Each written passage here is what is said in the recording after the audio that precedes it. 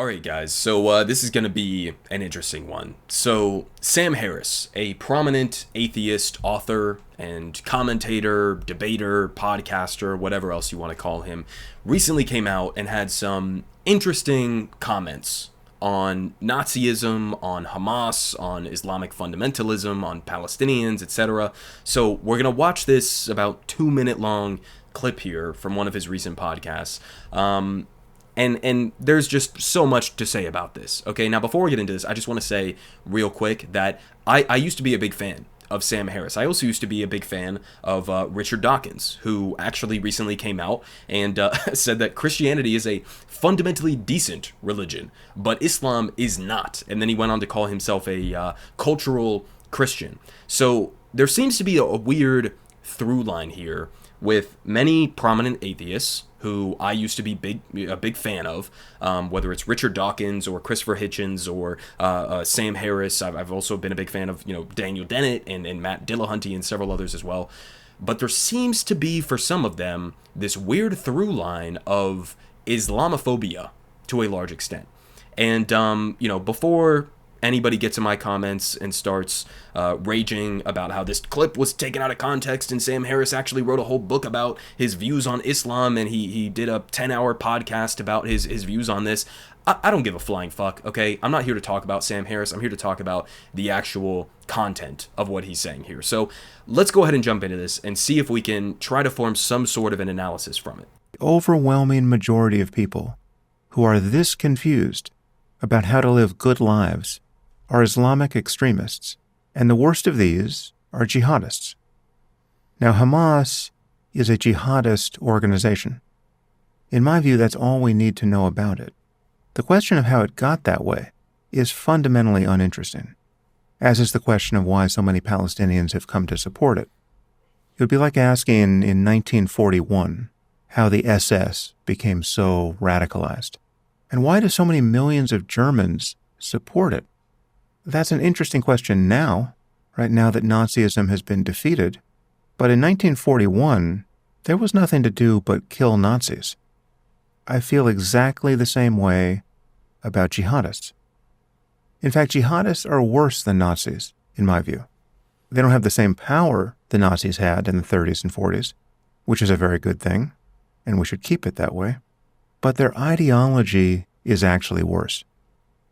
Jihadism is essentially Nazism plus an expectation of paradise. It's Nazism plus religious fanaticism. Nazism plus an eagerness to be martyred and to see their children martyred. There are many differences between Nazism and jihadism, of course, but they only make the Nazis look comparatively benign. Okay, Nazism was a quasi-religious phenomenon. Right? These people were not rationalists. It was basically racist mysticism anchored to a cult of personality. But the Nazis didn't use their own women and children as human shields.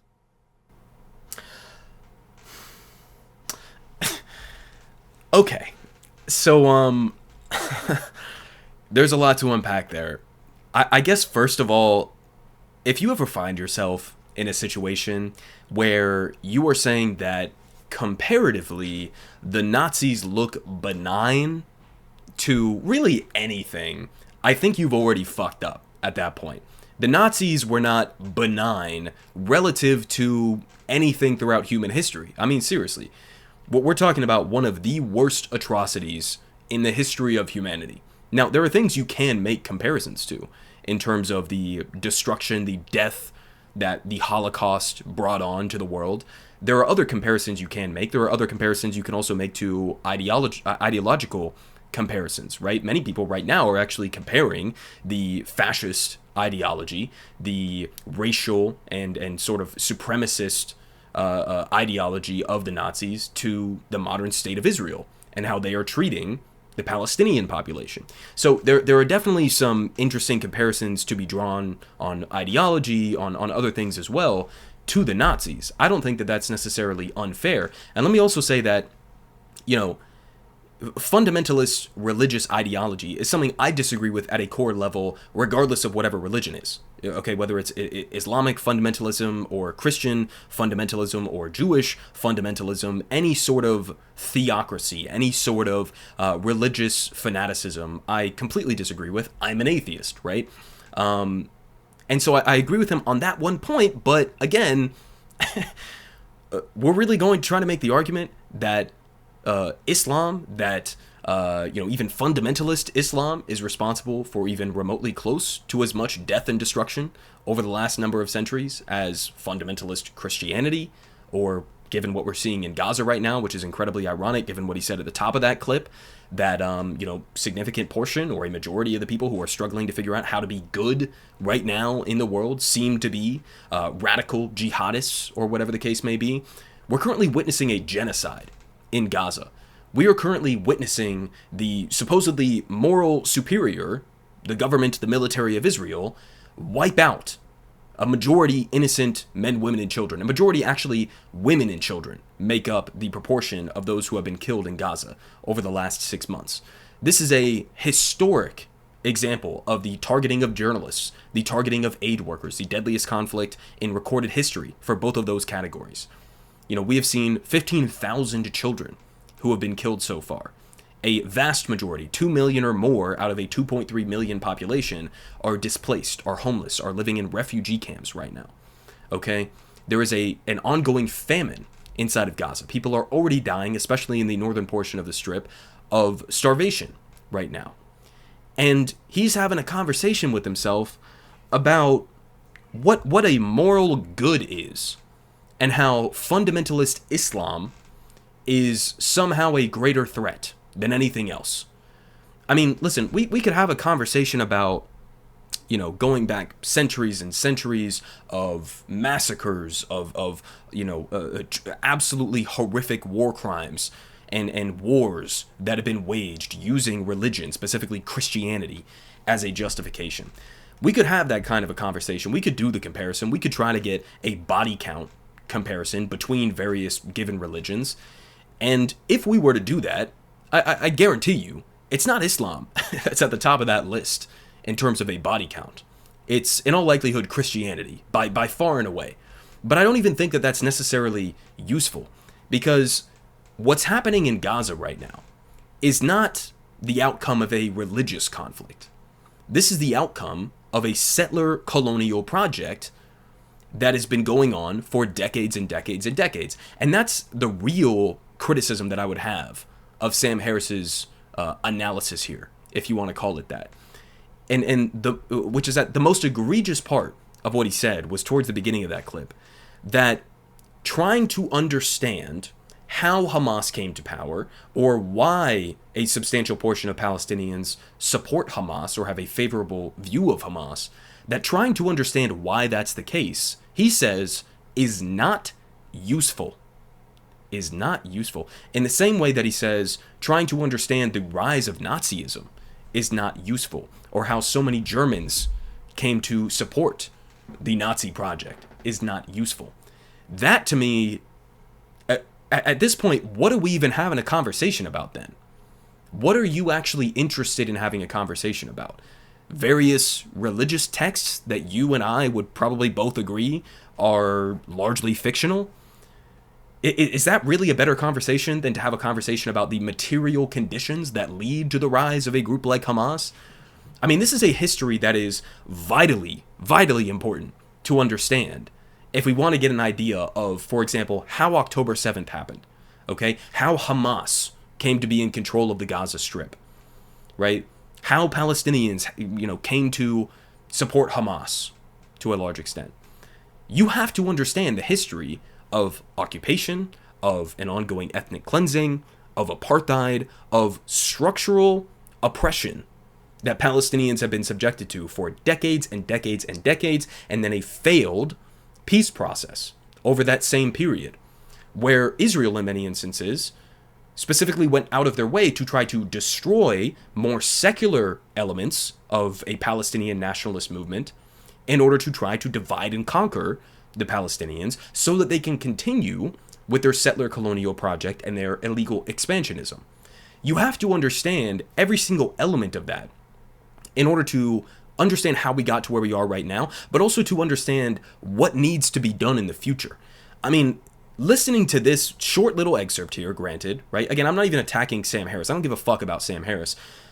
But listening to that short little excerpt here, it is an encapsulation of how I think a lot of people view this conflict, especially in the establishment of U.S. politics and the media, etc.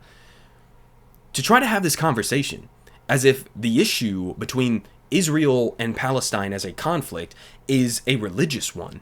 The issue is that Hamas are fundamentalist radicalists, right? And that's the main issue, is that Islam breeds violence, right? Even though there are billions of Muslims around the world, a vast majority of which are entirely peaceful, okay, and don't want anything to do with terrorism or war, whatever the case may be. But to have that conversation, man, is to ignore the actual history of how we got to this point, right? Hamas did not come out of nowhere. October 7th did not come out of nowhere. This conflict was never about religion. It was always about land. It was always about this ongoing settler colonial project and dispossession of Palestinians and occupation and apartheid and ethnic cleansing. That's what this was about from the start. So to try to reframe it in a religious conflict, it's not only wrong, but it also is incredibly unproductive in terms of trying to figure out what the fuck we're going to do from here. What I don't know, because I don't listen to Sam Harris, what he thinks should be done right now in Gaza. But if you want to have a conversation about moral superiority, and you're going to somehow place Israel and the United States of fucking America above anybody, you probably need to do a little bit more historical research or self-reflection, or I don't know whatever is needed in this kind of a circumstance.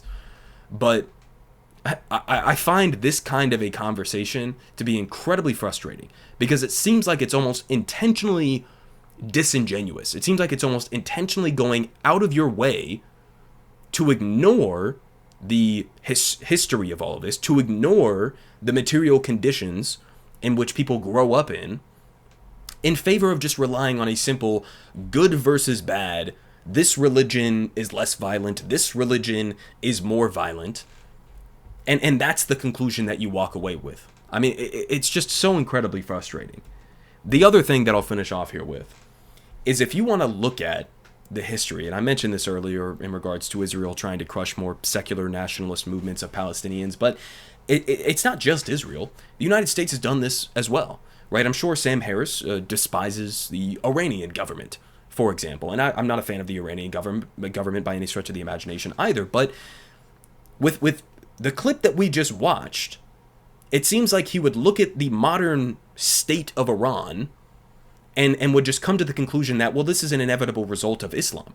This is an inevitable result of jihad, or whatever the case may be. And wouldn't look at historical factors like, hey, did you know that the United States of America and the British at the time helped to topple the more secular, democratically elected government of Iran, which then later, through a series of events and a sort of butterfly effect, led to the revolution that put in place the current government of Iran that the United States despises so much. I mean, you could look at so many different examples, especially in the Middle East, of the United States, in many instances, actually outright backing the more radical jihadists or fundamentalist factions in any given country in order to try to exert our own geopolitical interests in the region.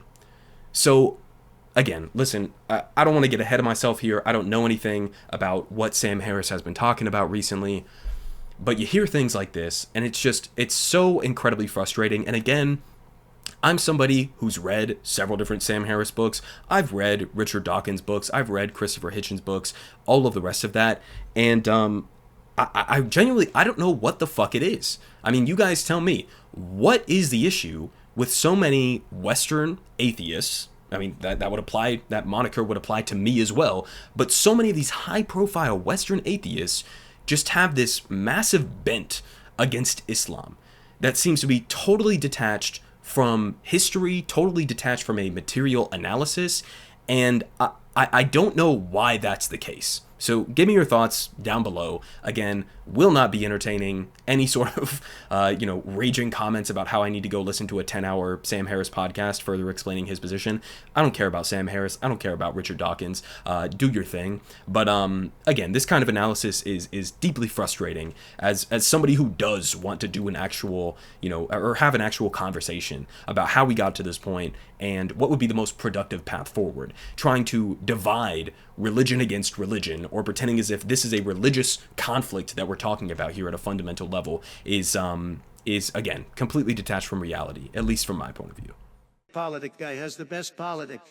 Believe me, no one does it like him.